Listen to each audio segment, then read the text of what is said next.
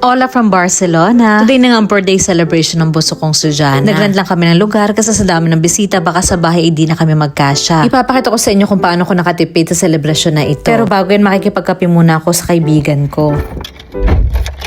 Itong friend ko na ito, isa sa pinakamatalik kong kaibigan dito sa Spain. Siya ay Spanish, pareho kami may 2 anak, may kalbong asawa, at parehong babaeng walang pahinga. Except today, Ilang buwan na kami na din nagkikita, kaya kahit marami akong ganap today, iniwan ko talaga. Kasi miss na miss ko na rin siya. Ang aming usapan na nauwi sa iyakan after ng 1 oras sa tawanan. Marami pala siyang tinatagong problema na sinusolo niya lang. Ganun kasi sila. Hanggat kaya pa, di nila sasabihin sa iba, o di sila hihingin ng tulong, kasi ayaw nilang dagdagan na problema at isipin ng iba. Mas prefer niya rin ikwento sa akin lahat sa personal kaysa tumawag. Alam nyo, kahit gipit na gipit ng mga Spanish sa pera, hindi sila nangungutang sa mga kaibigan. Diretso sila sa bangko. Na-i-share ko lang naman. Pero hindi yan ang problema ng friend ko ha. Mas malalim pa dyan, na di ko na ikukwento. Sobrang saya namin na nakita kami. Nabitin kami sa 2 oras ng tsikahan, kaya nangako kami sa isa't isa na magkita na mas madalas para mabawas-bawasan ang bigat ng mga dinadala namin. At para makapag-banding ulit yung mga anak namin. After ng 2 oras din, umalis na ako kasi may meeting pa kami ng asawa ko about doon sa online store namin. Yan kasi nakita nyo ngayon ay temporary lang. Pero gumagana po siya ha, at pwede na kayo bumili dyan ng cured longganisa. I-search nyo lang po ang pinaysabarcelona.com. After naman ng 1 oras na meeting, tumawag naman ang teacher ng anak ko. At si Jana doon kanina pang umaga nagre-reklamo na masakit daw ang tenga at tiyan. Pero nung sinundo ko ay okay naman. Mukhang excited lang siya sa birthday party niya. Sinabay ko na rin yung panganay ko nung sinundo ko si Jana at ginawa ko na lang munang excuse ang birthday ng kapatid niya. Makikita nyo nga palang shop namin ngayon na puno ng chocolate eggs dahil papalapit na ang Easter. Tinulungan na kami ng hipag ko na i-prepare ang handa mamaya sa party. Gumawa kami ng iba't ibang sandwiches na typical sa mga handaan dito. Mga tinapay na may keso, ham, chorizo, at iba pa na ginagawa nitong asawa kong si Chef Jaume. Umuwi na kami sa bahay, ininit ko na lang yung mga tira-tira kong pagkain para sa tanghalian kasi wala na akong oras magluto. Habang nagla-lunch ako ay binibihisa at minimika pa na ni Julia itong ating birthday celebrant. Ito nga palang regalo ng mga kaklase niya na binalot ko kanina umaga. Ito kasi nahihiligan ngayon ni Jana, ang magkalkal ng lupa. Usually kami mga nanay na ang bumibili ng regalo, tapos isasend na lang nila sa account ko ang mga ambag nila. May parang Gcash din dito pero ang tawag nila doon ay Bizum. 2 euros and 50 cents ang siningil ko sa bawat pamilya na aatin. Nakakahiya naman bumili kasi ng mamahaling regalo. Ang mahalaga lang naman para sa amin dito ay mag-enjoy mga bata kasama mga kaibigan nila. So paano nga ba kami nakakatipid? Nakasanayan na namin every year na i-celebrate ang birthday ni Jana kasama mga ka-birthman niya sa classroom. So lahat ng bata na may birthday ng March sa grupo ni Jana ay pinagsama-sama namin sa isang birthday party. Today hindi pa birthday ni Jana, next week pa. Isang paraan ito para maka-attend lahat ng classmates niya at para isang araw na lang sa isang buwan kami a-attend ng party. Imagine mo every week ay may birthday party ka na pupuntahan. Last month, February, 6 yun. Paano kung gusto mo magbakasyon o i-spend lang ang weekend kasama ang family mo? Usually, Friday or weekend pa naman ang celebration. 3 nga palang birthday celebrant ngayong March. Si Jana, si Judith, at Jan. Kaya ang giant cake na ginawa ni Mr. ay letter J. Kaya ayun, ganyan na naging usapan namin ng mga magulang ng 25 kids sa klase ni Jana. Dahil may meat and pastry shop naman kami, usually kami na every year ang bahala sa pagkain nila. Yung isang pamilya naman na naghanap ng lugar kung saan kami pwede mag-celebrate. Sinadjust ko nga ang bahay namin. Kaya lang sa dami ng bata ay baka makalat masyado. Nagbayad lang kami ng tig 50 euros para sa lugar na ito. Pwede din naman sa public park or playground. Kaya lang dahil maulan lately, inanegorado na kami. Yung isang mami nagdala ng tablecloth, mga baso at plato. Yung isang nagdala ng prutas at mga ilang chips na pang pika-pika. At nagtulungan na rin kami ng isang mami na gawin yung mga party bags kahapon. Ako ang nagdala ng balloons at ilang decorations. At nagdala rin ako ng stickers, face paint or makeup. At ako na lang ang nagpaint ng mga mukha nila. Kasi gustong-gusto ito ng mga bata. Ako na nagpresenta para din na kami kumuha pa ng artist. Nagpalaro rin ako at nagdala ng karaoke dito. Hindi ko lang pwedeng videohan ng mga mukha nila. Habang busy sa paglalaro ang mga bata sa loob, ay busy din ang mga daddy na naglalaro dito sa labas. Pero di ko alam ang tawag sa nilalaro nila. Sobrang saya ng anak ko sa araw na ito. Naging smooth ang party. Lahat masaya. Walang pagkaing natira. Pinatay namin ng ilaw at nagsayawan hanggang gabi. Kasamang ilang mami. So sobrang enjoy nga nila. Itinodo talaga namin ng oras ng rent namin dito. At dito na natapos ang vlog ko. Umuwi na kami ni Jana at binuo together ang binigay sa kanyang regalo. Hanggang sa susunod. Adios!